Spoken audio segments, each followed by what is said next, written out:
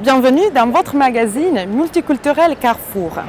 Dans ce nouveau reportage, nous allons parler de l'insertion au travail des réfugiés. Souvent, ces personnes relevant du domaine de l'asile ont été obligées de fuir leur pays et de partir dans l'inconnu total. À leur arrivée en Suisse, certains possèdent déjà des qualifications reconnues ou d'une expérience professionnelle. D'autres n'ont aucune formation ni aucune expérience. Seulement un quart des réfugiés parviennent à mettre un pied dans le monde du travail. C'est pourquoi de nombreuses institutions poursuivent des efforts pour améliorer leur insertion professionnelle. Qui sont ces réfugiés politiques? Que faire pour améliorer leur insertion professionnelle? Regardez avec nous.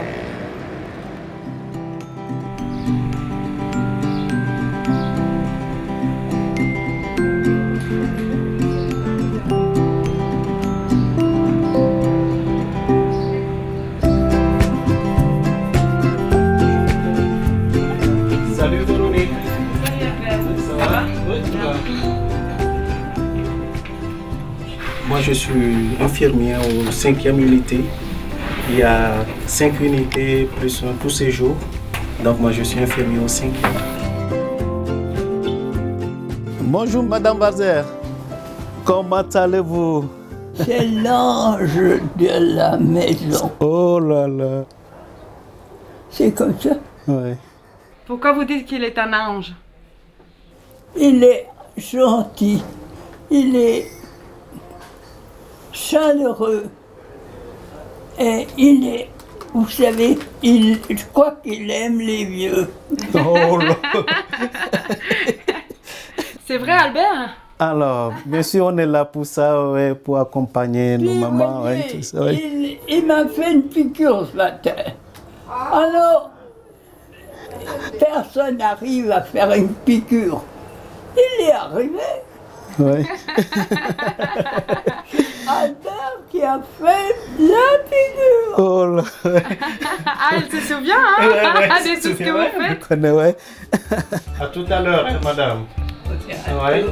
Oui, nous on se revoit. On se revoit, on est là tout le temps, hein? Alors, à toutes. Oh, vous savez, c'est quelqu'un de formidable. Comment ça se fait que vous avez pu travailler ici à la Fondation? Alors, moi, j'ai commencé d'abord ici comme stagiaire et dans ce cadre-là, je l'ai fait pour juste valider mon diplôme. Donc, moi, j'ai demandé un stage ici, à la Fondation. Et c'est comme ça que j'ai commencé en tant que stagiaire ici. Quel était votre diplôme dans votre pays d'origine? C'est un diplôme togolais. Alors, moi, j'ai été formé comme technicien supérieur de santé, c'est comme ça que ça s'appelle chez nous. Donc c'est une formation universitaire, tu es formé pendant 3 années avec une année de soutenance de mémoire. Et puis tu sors avec le diplôme de technicien supérieur de santé. Et comment vous avez fait pour finalement faire valider votre diplôme? La Croix-Rouge a demandé de faire une formation complémentaire. Donc moi j'ai suivi cette formation pendant 6 mois. Et un stage également de 6 mois. Une fois que c'est bien fait, c'est réussi. Donc la Croix-Rouge valide le diplôme. Et puis c'est aligné sur le diplôme d'infirmier ici, en Suisse. Je dirais que j'ai eu un peu de chance parce que moi j'ai fait mon stage ici. J'ai pu, au cours de mon stage, la maison a trouvé que je peux être utile. Ils m'ont gardé juste après ma validation. Il a montré ses compétences tout le long du stage et puis c'est vrai qu'il y avait un poste ouvert, puis j'ai dit pourquoi pas, je l'ai formé à la culture suisse et surtout à la Fondation Clémence avec toutes les procédures internes, des choses comme ça, dont ça aurait été dommage qu'il parte alors que j'avais un poste ouvert. Et puis c'est un homme qui s'est beaucoup donné, quoi. Je veux dire, c'est pas évident de s'adapter, de nouveau être apprenti, entre guillemets, être étudiant alors qu'il est depuis des années infirmier dans son pays. C'est mieux de voir le monde et tout. Qu'est-ce qu'il faut davantage pour pouvoir rester? Je pense qu'il faut beaucoup d'engagement. Il faut être très motivé et puis la motivation, elle doit rester tout le long du stage pour démontrer à l'employeur qu'il a envie d'être infirmier. Et puis pour cela, il faut toujours faire des efforts et puis montrer ses compétences. Mais la motivation, l'engagement est primordial pour le référent et l'employeur. C'est ça qui fera une différence.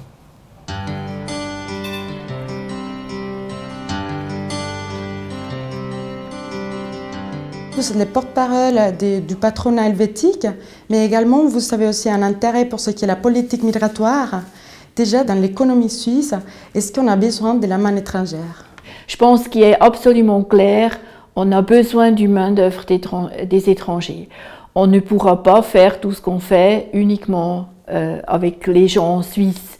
Quand on voit qu'en principe, un peu plus que chaque 4e poste de travail est occupé par un étranger, on ne peut pas s'imaginer qu'on pourrait s'en passer des étrangers. Ça, c'est absolument clair. Est-ce que cette question de personnes dans les domaines de l'asile vous inquiète à l'Union patronale suisse? Vous en discutez au niveau politique? Il y a deux choses qui nous préoccupent. D'une part, c'est bien sûr si on voit que les gens ont peur de la migration, qu'on a peur d'avoir trop de la migration. Tous les gens qui viennent comme réfugiés font partie de cette migration et on ne peut pas influencer les chiffres qui viennent. Et quand on lit après dans les journaux, on a beaucoup de réfugiés qui ressortent d'un conflit. C'est des fois pas facile de gérer, disons, la peur des Suisses. Ça, c'est une des choses. Et l'autre chose qui nous préoccupe, c'est que le moment où ils sont reconnus comme réfugiés, où ils ont le titre provisoire pour être en Suisse, il y a trop peu de gens qui sont insérés dans le marché du travail. Et ça, c'est une question qu'il faut regarder de près et qu'il faut essayer de changer. Vous savez déjà quelques pistes pour comprendre pourquoi il y a très peu de gens, justement dans les domaines de l'asile, qui s'insèrent au monde du travail? Je pense que c'est très difficile à vraiment avoir une réponse qui répond à tous les cas différents. On sait qu'on a beaucoup de gens qui sont vraiment traumatisés, qui ne peuvent pas tout de suite reprendre du travail. On sait que si quelqu'un pendant assez longtemps n'était pas dans le marché du travail, c'est plus difficile de se remettre. Ce n'est pas une question uniquement pour les réfugiés. On connaît ça des femmes qui ont fait une pause familiale et après recherchent de se réinsérer.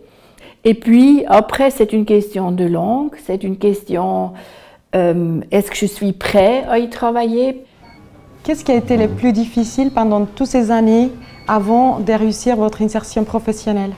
Pour moi, surtout le fait de trouver une place de stage, pour moi, ça a été très difficile, très dur. Oui. Ça n'a pas été facile. Surtout, bon, je l'ai dit que je gardais toujours l'espoir, mais le fait que les lettres revenaient toujours sans réponse, je me posais beaucoup de questions quand même, jusqu'à quand ça pourrait aller. Et puis moi, je suis quelqu'un qui n'aime pas qui dépend des gens financièrement, surtout parce que après mon diplôme chez mon pays, j'avais travaillé comme indépendant et pendant 11 années. Et puis venir en Suisse ici et ne pas travailler, moi je trouve que c'est... En tout cas, moi, je ne me sentirais pas très bien.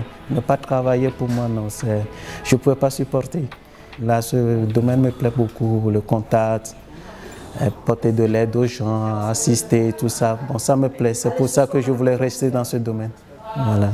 Qu'est-ce que vous appréciez davantage d'avoir un travail? Alors, moi, je sens beaucoup plus de liberté maintenant, intérieurement, parce que je me sens maintenant à l'aise. Surtout le fait de trouver un emploi, que je sais que c'est par mes efforts que je gagne mon pain quotidien, tout ça. Moi, ça me met plutôt à l'aise. Est-ce qu'il y a la famille aussi? Est-ce qu'on se sent plus tranquille? Plus tranquille, oui. Ils ont toujours voulu que ça soit comme ça. Et puis là, oui, tout le monde était content, les enfants, madame aussi. Salut Albertine. Allez. Hello, salut. Comment allez-vous? Vous faites quoi là? Des frites, des ragoûts de frites, oui, de la viande, ok. C'est une spécialité de chez nous. Ça passe bien. Ah non, là, tu en profites bien. Hein, et puis ça, à la maison, ça accompagne, oui, la sauce de semoule aussi. Ah, oui. Avec ça, Donc là, tu as un petit décompagné quand même. On mélange un peu de Suisse ici, un peu de repas de chez nous aussi. Ouais. Ça a été un long chemin. Ouais.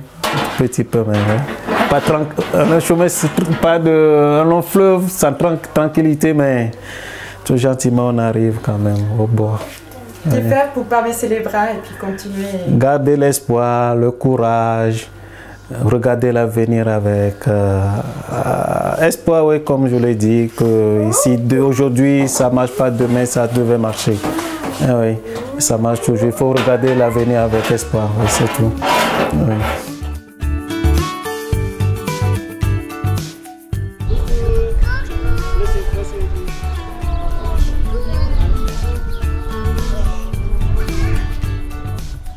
Est-ce que finalement les employeurs sont gagnants en ayant des employés d'origine étrangère?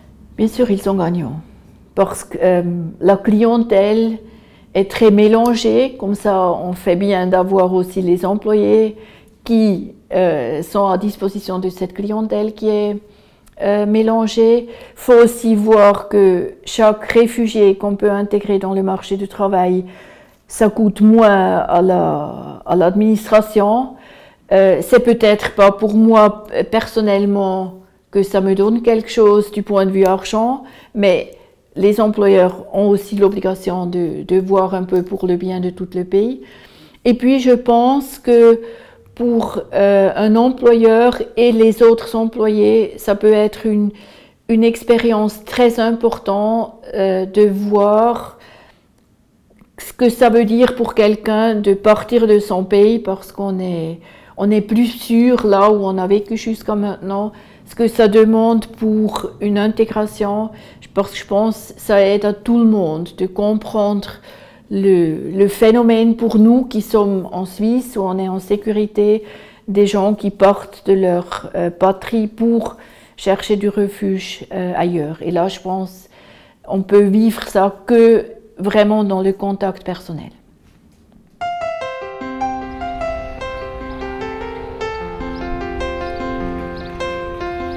Tout le temps.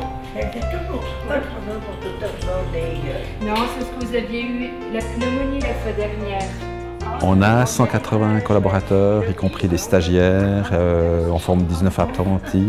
On travaille avec environ 25 nationalités différentes. Est-ce que votre domaine de travail en a besoin finalement de la main-d'œuvre étrangère? Oui, énormément. C'est la même chose dans les hôpitaux. Sans main-d'œuvre étrangère, on serait peut-être à 60% de notre effectif. Il y a toujours une pénurie, mais je dirais que c'est peut-être même presque accentué ces dernières années.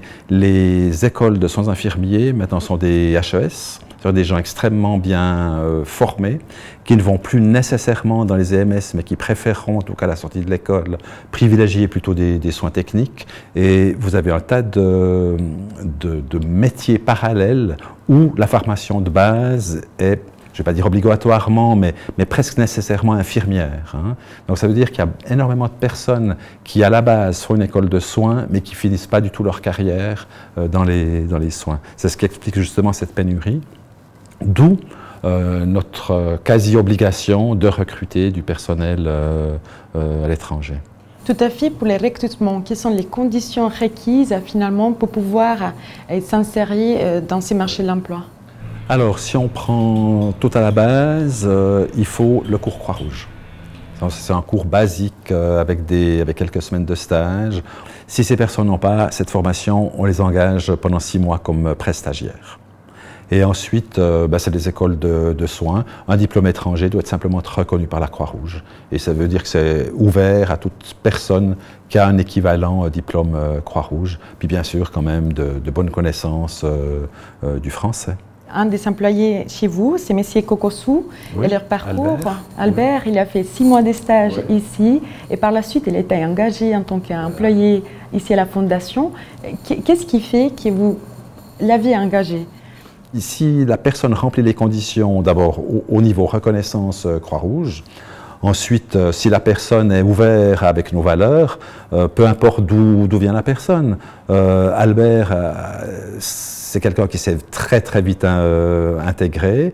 Il partage les valeurs de la Fondation Clémence pour l'accompagnement de nos personnes âgées, donc ça pose aucun problème. Et au niveau des permis de séjour, est-ce que les personnes qui sont dans les domaines de l'asile, dans le cas d'Albert qui est réfugié politique, en tant qu'employeur, est-ce que c'est un souci finalement ces permis de séjour? Alors pour nous, c'est pas vraiment un souci, ce serait plutôt un souci pour la personne qui voudrait trouver un emploi et puis qui n'a pas le droit de travailler en Suisse. Mais si la personne est autorisée à occuper un emploi, pour nous, ça pose aucun problème. On ne fait aucune sélection, que ce soit une personne migrante, que ce soit une personne étrangère, une personne suisse. Pour nous, c'est vraiment les compétences dans l'accompagnement qui priment. Quelle que soit la nationalité de la personne, d'où elle vient, son passé. En parlant d'ouverture, est-ce que les employeurs, ceux que vous côtoyez dans votre domaine, est-ce qu'ils sont aussi ouverts justement à cette interculturalité dans leur équipe de travail, où il y a des réticences quand même? Alors écoutez, moi je ne connais pas tous mes collègues, alors je sais qu'il y a certaines institutions où il y a des grosses réticences. Maintenant, il est vrai qu'on entend quand même de plus en plus dire, mais il faut un certain, peut-être entre guillemets, un certain quota. Je ne suis pas si sûr qu'il faudrait fixer un certain quota. Moi, j'ai toujours, si on prend un champ de rose, rouge, vous mettez une rose jaune au milieu, c'est clair que la rose jaune, on va voir qu'elle. Si on met la moitié de rose jaune puis la moitié de rose rouge, on va faire aucune différence. Alors, bon, c'est peut-être un peu simpliste comme image, mais je ne pourrais pas vous dire, au-delà de certains nombres de personnes, ça pose des difficultés. Moi, je crois que c'est qu'une question d'intégration. C'est qu'une question d'ouverture à l'autre, c'est qu'une question d'intégration. La peut-être difficulté qu'il pourrait y avoir, c'est avec des personnes âgées.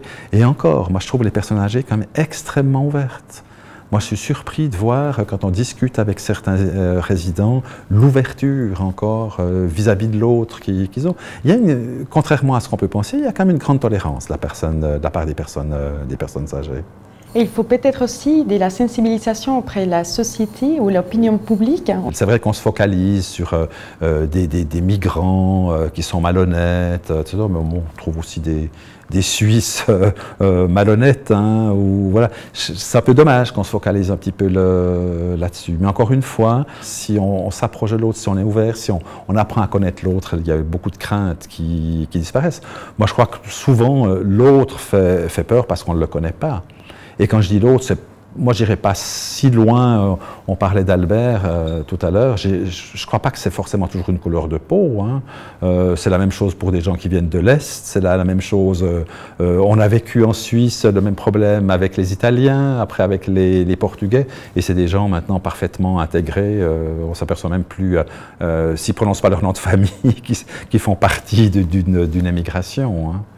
Et je pense que c'est des choses qui vont disparaître peut-être d'ici quelques décennies.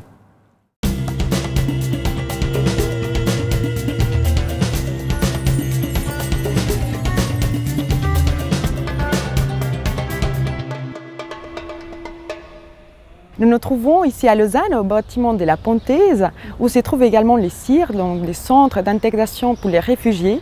Expliquez-nous un peu quelle est la mission du CIR.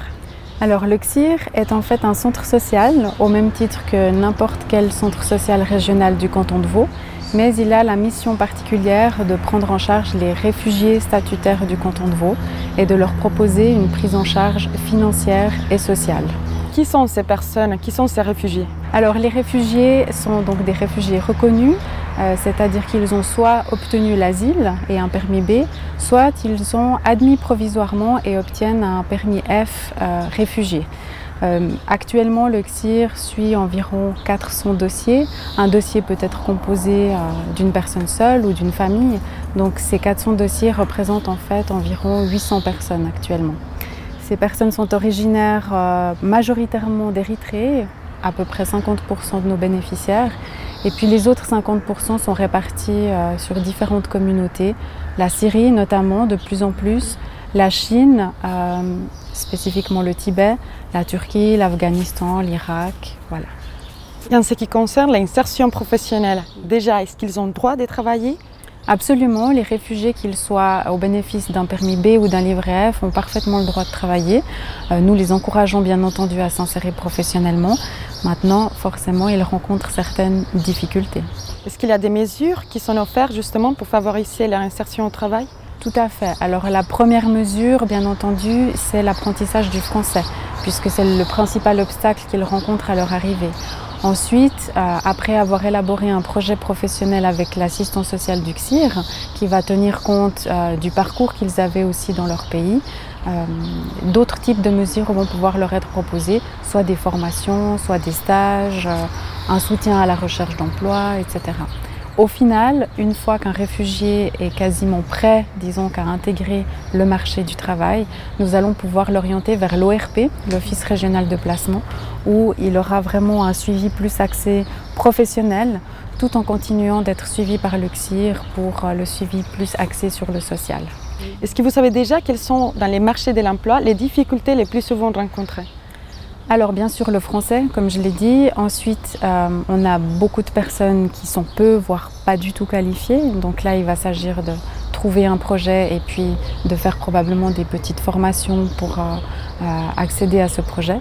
D'autres personnes, en revanche, doivent faire face à une très grande frustration lorsqu'elles ont eu un métier très qualifié dans leur pays, dont le diplôme n'est malheureusement pas reconnu en Suisse. Donc là, soit elles doivent s'orienter vers quelque chose de moins qualifié, ce qui est très frustrant, ou alors recommencer des études quasiment à zéro. Finalement, quels sont les avantages d'insérer ces personnes qualifiées et non qualifiées dans les marchés de l'emploi, autant pour la société que pour les individus? Je pense que finalement, les avantages ne sont pas si différents que toute personne qui pourrait se retrouver sans emploi au bénéfice de l'assurance chômage ou de l'aide sociale. Ces personnes ont besoin de s'occuper, ces personnes ont besoin de gagner leur vie dignement, elles ont besoin de donner l'exemple à leurs enfants. Voilà, toutes ces raisons qui sont finalement pas si différentes. Mais la particularité, je pense, c'est que nous sommes un centre social d'intégration, nous sommes là pour aider ces personnes à s'intégrer dans la société d'accueil. Et je pense que l'intégration est grandement facilitée par l'accès à l'emploi. On apprend plus vite la langue, on se crée un réseau autre que celui de sa propre communauté. Et je crois que l'intégration, ça passe par là. On sait qu'il y a un effort pour l'intégration qui doit faire les réfugiés ou les migrants en sens large, mais est-ce qu'il faudrait aussi sensibiliser la société et sensibiliser aussi les employeurs? Oui, effectivement, je pense qu'il faudrait, et je pense que la principale tâche du CSIR, je dirais, vis-à-vis de l'extérieur, c'est de démontrer que nos réfugiés sont extrêmement motivés à travailler. Ce ne sont pas des personnes qui se tournent les pouces à l'aide sociale, contrairement à ce que certaines personnes peuvent véhiculer comme image. Loin de là, on a par exemple un taux extrêmement important de réussite avec les jeunes réfugiés qui souhaitent tous se former et qui sont extrêmement motivés et qui ont des résultats vraiment excellents. Donc pour nous, c'est très valorisant de travailler avec ce public-là.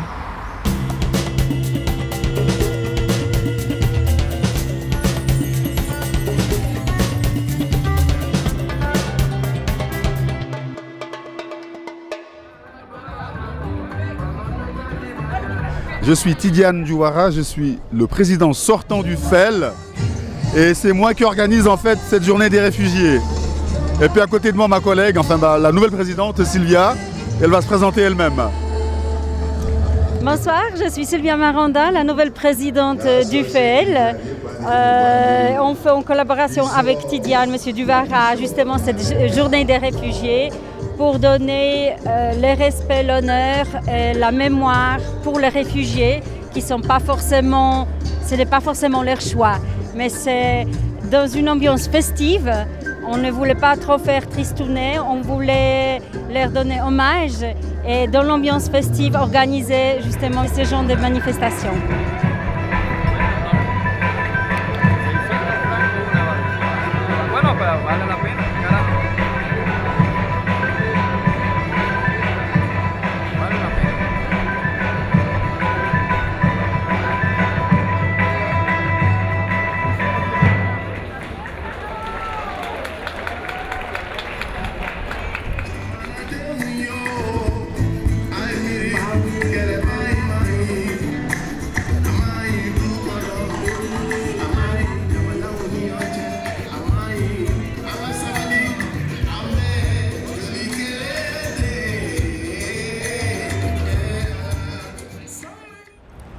Albert Einstein, Hannah Arendt ou Milan Kundera ont été aussi des réfugiés politiques.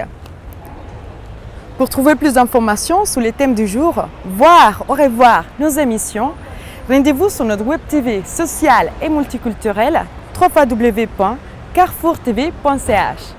Comme toujours, un grand merci pour votre fidélité. On se retrouve prochainement sur votre télévision locale. À la prochaine et à la vista!